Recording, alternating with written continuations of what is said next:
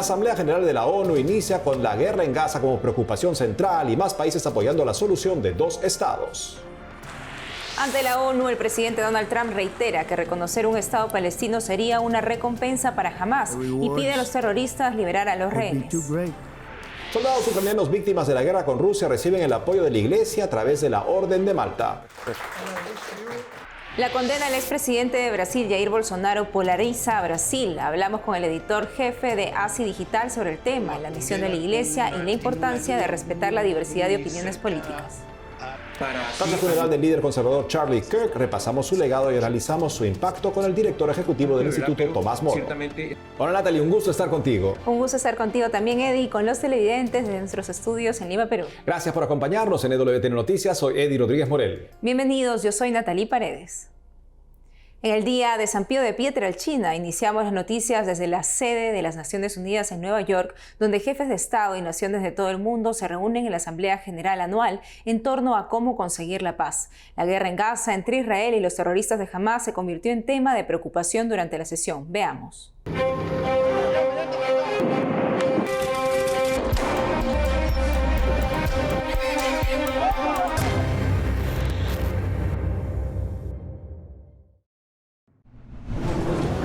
Más de 140 líderes mundiales llegando a la Asamblea General de las Naciones Unidas. La guerra en Gaza, el tema clave.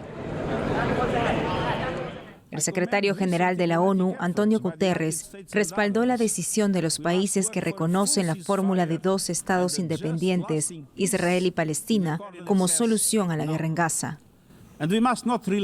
Y no debemos ceder en la única respuesta viable para una paz sostenible en Oriente Medio, la solución de 2 estados. Como se reafirmó con tanta elocuencia ayer, debemos revertir urgentemente las peligrosas tendencias sobre el terreno, la incansable expansión de los asentamientos y la violencia, y debemos detener la inminente amenaza de anexión. Mientras el presidente de Estados Unidos, Donald Trump, reafirmó su rechazo a esta moción. Las recompensas de reconocer un Estado palestino serían demasiado grandes para los terroristas de Hamás por sus atrocidades. Esto sería una recompensa para estas atrocidades horribles, incluyendo el 7 de octubre, incluso aunque se nieguen a liberar a los rehenes o aceptar el alto al fuego. La primera ministra de Italia, Giorgia Meloni, expresó que su país reconocería el Estado palestino solo si se excluye al grupo terrorista Hamás de cualquier rol gubernamental y todos los rehenes son liberados. El presidente de Turquía, Tayyip Erdogan, instó a que más países reconozcan el Estado palestino. Israel no participa en esta sesión de las Naciones Unidas sobre la situación en la franja, alegando que coincide con la celebración del Año Nuevo Judío.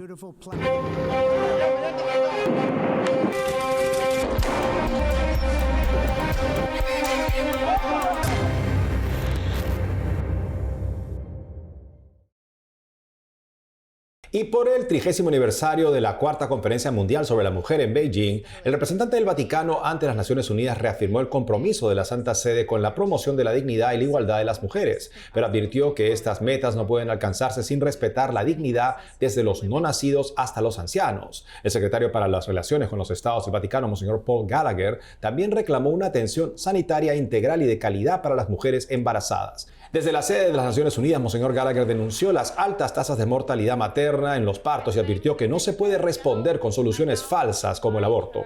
Y sobre la guerra entre Rusia y Ucrania, la Oficina de Derechos Humanos de la ONU señala que los civiles capturados por Rusia en medio de la guerra contra Ucrania son sometidos a tortura y malos tratos. Los funcionarios de las Naciones Unidas entrevistaron a 215 exprisioneros, quienes informaron de los padecimientos que vivieron con descargas eléctricas, violencia sexual, amenazas de muerte, hambre y mala atención médica, entre otros. En mayo, las autoridades ucranianas indicaron que unos 1.800 civiles estaban detenidos por los rusos en territorios ocupados. Por otro lado, este martes el secretario general de la OTAN, Mark Rutte, en rueda de prensa advirtió a Rusia que utilizarán todos los medios para defender el territorio de los países aliados que la conforman. A inicios de mes, Polonia reportó drones rusos que sobrevolaron su espacio aéreo. Asimismo, Estonia denunció que 3 aviones de combate rusos ingresaron a su territorio por 12 minutos sin autorización.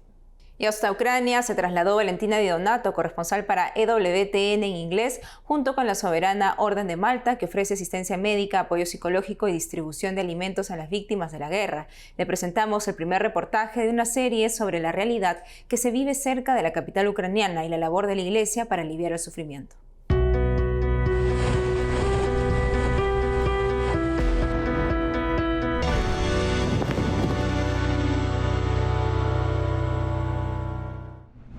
En la capital de Ucrania, muchos habitantes han sufrido la pérdida de un miembro de su cuerpo. Minas y balas han cambiado la vida de estos pacientes. Constantino es uno de los veteranos de guerra que regresan a casa con un nuevo reto. ¿Pareces tan fuerte? ¿Qué te da esa fuerza?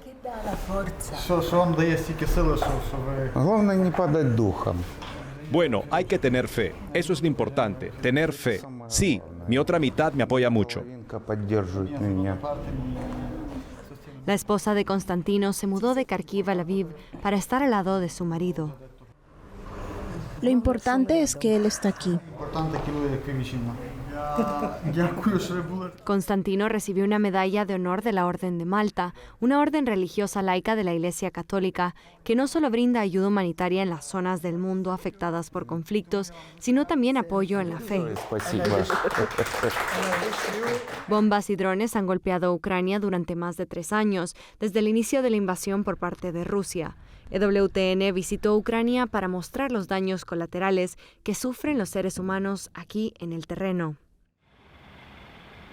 En el Hospital Feofania de Kiev se puede ver el precio de la guerra, pero algunas pérdidas son permanentes. Las vidas perdidas nunca se pueden recuperar y tampoco los miembros amputados. La guerra es algo horrible, no es como en las películas de Hollywood que podemos ver. Es imposible hablar de ella porque la guerra siempre es maligna. No importa cómo se intente disfrazar la guerra moderna, es así. Los ataques pueden venir desde tierra, desde el aire, y por mucho que te escondas, en la guerra moderna, los misiles y los drones te encontrarán de todos modos. Viajamos para hablar con otros veteranos que sobrevivieron a la guerra. En el Centro de Rehabilitación Alchina, en Lviv, se encuentran algunos de los hombres que lucharon en el frente para proteger a su país. Ahora veo el mundo con otros ojos. He sufrido tanto dolor que ya no me queda nada por dentro. Le pregunté a mi esposa, ¿puedes aceptarme tal cual y como soy ahora? Nunca volveré a ser el mismo que era antes. El conflicto armado en Ucrania ha provocado un aumento en la demanda de prótesis debido al incremento de las amputaciones causadas por la continua evolución de las armas y los métodos de guerra. Si no hubiera gente buena, gente de buen corazón, no recibiríamos ninguna ayuda aquí. Recibimos ayuda en el hospital, recibimos ayuda aquí. Así que estoy seguro de que hay gente buena.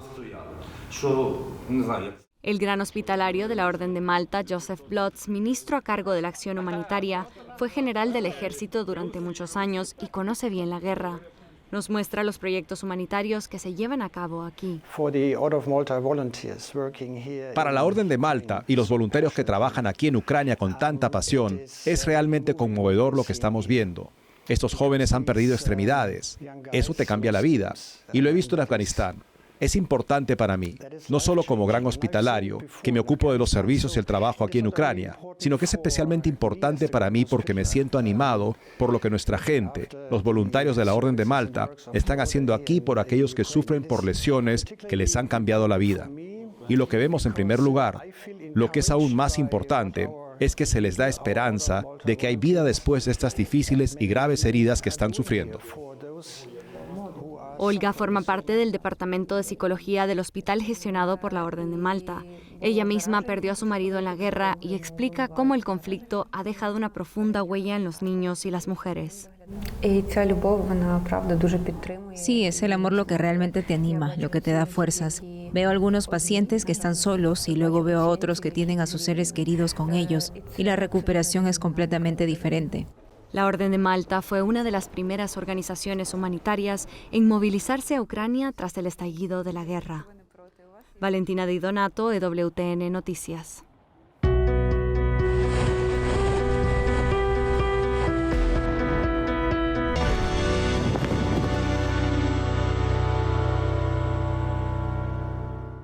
Por otro lado, el Papa León XIV recibió en audiencia a una delegación de la Conferencia Episcopal de Bolivia el sábado 20 de septiembre. Conversaron sobre la realidad de la Iglesia en el país, la segunda vuelta electoral prevista para el 19 de octubre y la invitación del Papa para que visite el país altiplánico. En declaraciones a los medios vaticanos, Monseñor Aurelio Pessoa, presidente del Episcopado boliviano, indicó que el Papa, siendo superior general de los agustinos, visitó Bolivia por lo que conoce la realidad. A raíz de la reciente condena del expresidente Jair Bolsonaro en Brasil, las declaraciones de las autoridades de la Conferencia Episcopal en Brasil hicieron referencia al hecho de que la sociedad brasilera está muy polarizada, pero no solo la sociedad, sino también la Iglesia. Para saber más al respecto de esta polarización social y también eclesial, estamos con Marcelo Cavallari, que es editor en jefe de ASI Digital, la filial de ASI Prensa en Brasil. Nos habla desde Sao Paulo. Marcelo, bienvenido al programa. Buenos días, muchas gracias por invitarme. Un gusto, Marcelo. Pues háblanos a qué hacen referencia justamente, porque inmediatamente les surgió a ellos mismos justamente este comentario que hace referencia a la polarización social y también eclesial del Brasil en este contexto actual. Sí, bueno, la condena del expresidente Jair Bolsonaro ha sido rechazada, según encuestas, por casi 40% de la población. Así es que es una situación muy dividida. Los obispos, evidentemente, están preocupados con esta situación, que es una situación, digamos, volátil. Ayer mismo hubo unas manifestaciones de la izquierda en varias capitales de Brasil. En algunas de ellas, en São Paulo y Río, hubo más de 40.000 personas. Entonces, las tensiones son grandes. Los obispos mismo parecen un poco divididos. Unos días antes de la condena, el presidente de la Conferencia Nacional de Obispos, el arzobispo de Porto Alegre, don Jaime Spengler, ha dicho que era ahora con la condena una hora de pacificación y que todos en Brasil deberíamos mirar a nuestra pertenencia al país más que a las divisiones. Por otro lado, el vicepresidente de la misma conferencia, el arzobispo de Olinda y Recife, don Paulo Jackson, ha defendido la condena en una línea muy cercana de la defensa que el gobierno hace de la condena, diciendo que las instituciones sean fortalecidas de esta condena, e incluso criticó al gobierno de Donald Trump y de los Estados Unidos por hacer sanciones contra Brasil por causa a raíz de la condena de Bolsonaro. Entonces, aunque ambos intentando hablar de menos polarización y menos división, ellos mismos muestran que no están tocando la misma música, vamos a decir. En efecto, ¿cuál debería ser entonces el papel de la Iglesia? Por supuesto, la Iglesia fiel a su misión, hizo su referencia el presidente de la Conferencia Episcopal. La Iglesia tiene que anunciar a Cristo, tiene que anunciar el Evangelio. En efecto, es lo que quisiéramos escuchar siempre de la Iglesia, incluso en momentos así convulsionados socialmente, que la Iglesia hable con la voz de lo esencial, de lo que no es partidista justamente. ¿Es el camino justamente a seguir? ¿Cómo se realizaría esa misión de la Iglesia para, de alguna manera, sanar esta polarización? Sí, creo que esto debería ser siempre la solución en la Iglesia, ¿no? Atenerse a lo esencial, a Dios, a Jesús, y comprender que las posiciones políticas y las opiniones de los ciudadanos, incluso de los católicos, hay que ser respetadas, cualquiera que sea, ¿no? Entonces, hay católicos que están contentos con la condena de Jair Bolsonaro, pero hay católicos que no están. Pero esto no toca el esencial. Es esencial que somos católicos. El esencial es Dios, es Cristo. Es a esto que me parece el único camino viable para una pacificación y una unión. En efecto, no esperaría, claro, que en la iglesia también esa labor pedagógica de la iglesia, crear una cultura justamente donde se puede admitir perfectamente legítimas discrepancias sobre todo tipo de temas, particularmente en la política, mientras no se subordina o queda entre paréntesis la misión esencial que es la de evangelizar. Marcelo Cavallari, editor en jefe de ASI Digital en Sao Paulo, gracias por haber estado con nosotros el día de hoy. Muchas gracias por invitarme. Hacemos una pausa y al volver, desde España lanzan el apostolado online Jóvenes Eucarísticos con San Carlo Acutis para inspirar a los jóvenes a amar la Eucaristía. Además, en Argentina, una universidad católica denomina a su campus Papa Francisco para difundir el legado del pontífice argentino. Regresamos con más noticias con Enfoque Católico.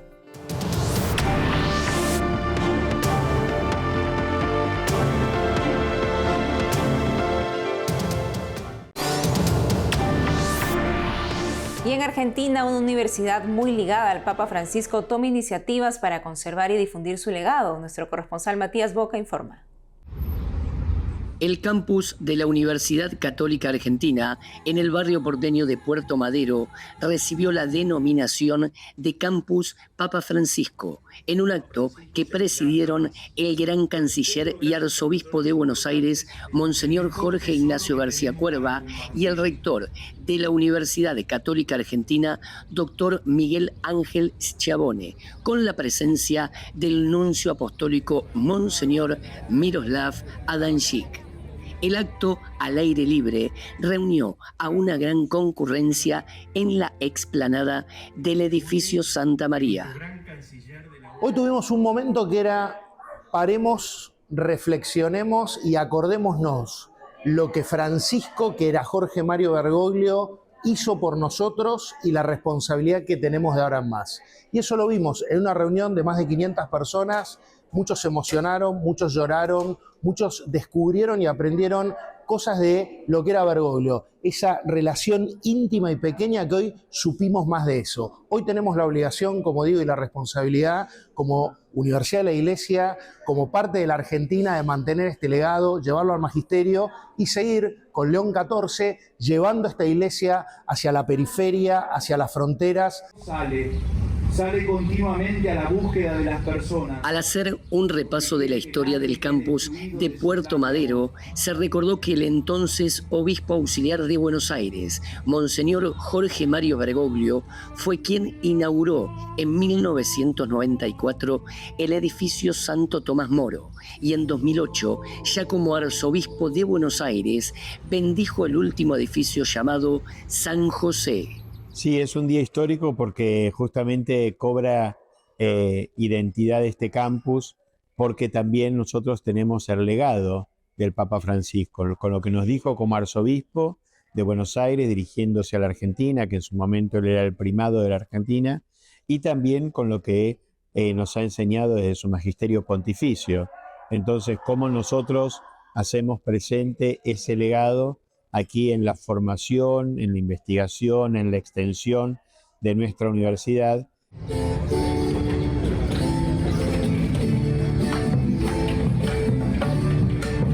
La ceremonia continuó con la interpretación de la Misa Criolla, compuesta en 1964 por el pianista Ariel Ramírez, con letra del historiador Félix Luna e interpretación del padre Jesús Gabriel Segade, de la Cantoría del Socorro. Los argentinos, el Papa Francisco, su nombre y su imagen nos recuerdan cotidianamente que tenemos que concretar su magisterio y todo lo que nos enseñó con palabras, con gestos y obras a lo largo de 12 años de pontificado. El arzobispo Jorge García Cuerva anunció la creación de la cátedra Papa Francisco, que busca consolidarse como un espacio institucional de alto nivel pastoral y educativo. En Buenos Aires, Matías Boca, EWTN Noticias.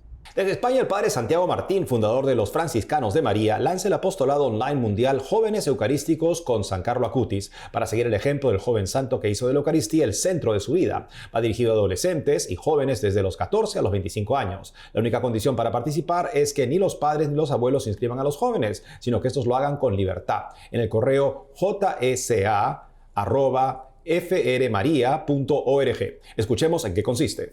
Primero, enseñamos. Hay una doctrina que hay que enseñar, por lo tanto hay unos temas de formación. En cada reunión y online, vía internet, lo van a recibir. Ellos van a recibir un tema de formación semanal. Segundo punto, la adoración eucarística.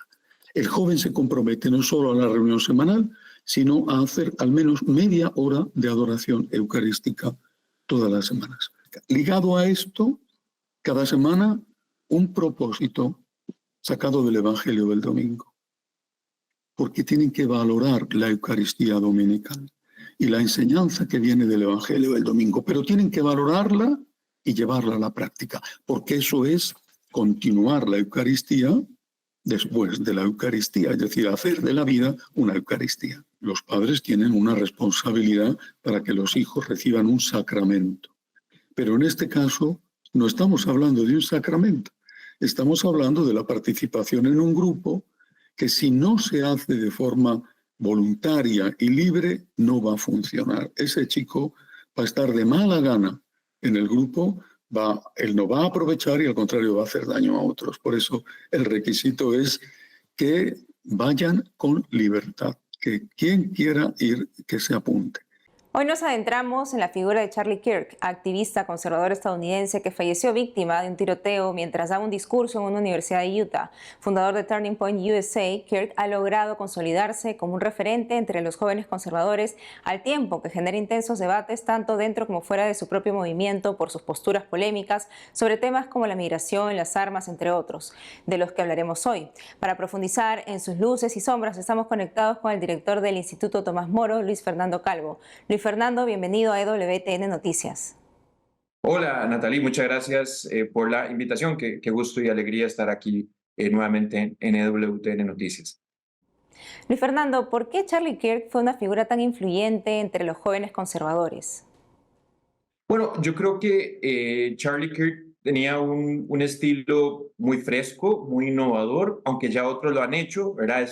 Pero esta idea de ir directamente a los jóvenes, de ir a buscarlos, inclusive, ¿por qué no?, de alguna forma de personificar aquello que el Papa Francisco decía, ir a buscar a las personas, a las periferias existenciales. Bueno, de alguna forma esto lo hacía Charlie Kirk a través de formatos muy frescos, muy novedosos, y donde se permitía una franca interacción para discutir prácticamente cualquier tema. Y entonces él interactuaba con estudiantes y les permitía expresarse y hacer sus preguntas, y esto parecía que claro, en efecto tenía un efecto muy positivo, muy interesante, y a la gente le gustaba mucho, y sus encuentros eran multitudinarios. Es evidente que Charlie Kirk tenía un genuino amor por la verdad, y me parece que eso lo llevó a hacer las cosas, ¿no?, que hacía. Me parece que esa era su motivación principal. Inclusive su afiliación muy clara y directa, por ejemplo, con la campaña de Donald Trump, me parece que es siempre, en todo caso, un deseo de trabajar en las mentes y corazones de las personas. Me parece que no era una persona que buscaba directamente el poder, sino que realmente tenía un amor por su patria, un amor por la verdad, un amor por Jesucristo, aunque hay que recordar que Charlie Kirk era protestante, ¿verdad? Pero ciertamente estas cosas son las que lo mueven. Y una de las cosas que mejor hacía, creo yo que sin temor a equivocarme, es precisamente su defensa de la vida. Cómo él defendía a través del método socrático, ¿verdad? Hay que recordar esto, y que me parece muy importante señalarlo para todos los activistas por la vida que nos están escuchando, ¿verdad? Es decir, utilizar el método socrático, que consiste en hacer preguntas para así ayudar a nuestro interlocutor, que normalmente tiene dudas, tiene posturas parcialmente verdaderas o parcialmente erróneas, por supuesto. Bueno, ayudarle a través de un sistema de preguntas y respuestas a encontrar la verdad.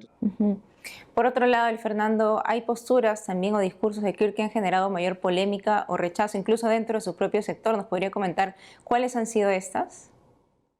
Claro, como todo ser humano, Charlie Kirk, pienso yo, tenía luces y sombras en su pensamiento, ¿verdad? Esto, por supuesto, se refiere al ámbito de las ideas, no estamos hablando de una postura personal, ¿no? Yo diría particularmente la segunda enmienda, que es aquella enmienda de la Constitución de Estados Unidos que faculta a los estadounidenses a portar armas. Creo que a veces sus posturas podrían ser de alguna forma deshumanizantes, ¿verdad? O creo que, y esta es una palabra fuerte, pero me parece que sí, cuando él defiende la segunda enmienda y dice en algún momento que ciertas muertes son aceptables con tal de defender el derecho de portar armas, a mí me parece que esa es una cuestión que habría que matizar, ¿verdad? Digamos que habría que haberlo planteado de una manera distinta. Luego, me parece que las posturas migratorias de Charlie Kirk eran problemáticas y me parece que no tomaban en consideración la dignidad, o sea, no tomaban en consideración plenamente la dignidad de los migrantes. Me parece que aquí también había matices importantes que hacer. Él tendía a comparar, ¿verdad?, a los migrantes ilegales, eso sí, a los migrantes ilegales tendía a compararlos con criminales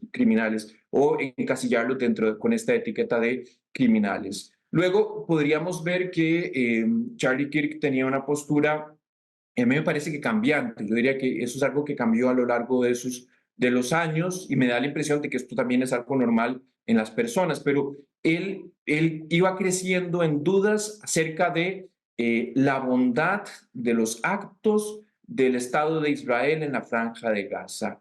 Y me parece que hacia el final de su vida, él tenía una postura cada vez más crítica hacia las acciones de Netanyahu y del Estado de Israel en contra de los gazatíes. Y aquí yo diría que más bien hubo un cambio en su perspectiva. A mí me parece, con toda franqueza, que a Charlie Kirk lo que le faltó, y me parece que él estaba en ese camino, que lamentablemente fue truncado, pero lo que le faltó fueron los valores de la doctrina social de la Iglesia, las iluminaciones que puede darle la doctrina social de la Iglesia para terminar de redondear esas ideas tan interesantes y tan importantes que Charlie Kirk tenía. Yo diría que él estaba en camino, prácticamente. Hay varios testimonios que hablan de que Kirk estaba en camino de ser católico. Me parece que esto es significativo y lamentablemente se trunca violentamente este peregrinar hacia Roma, ¿no?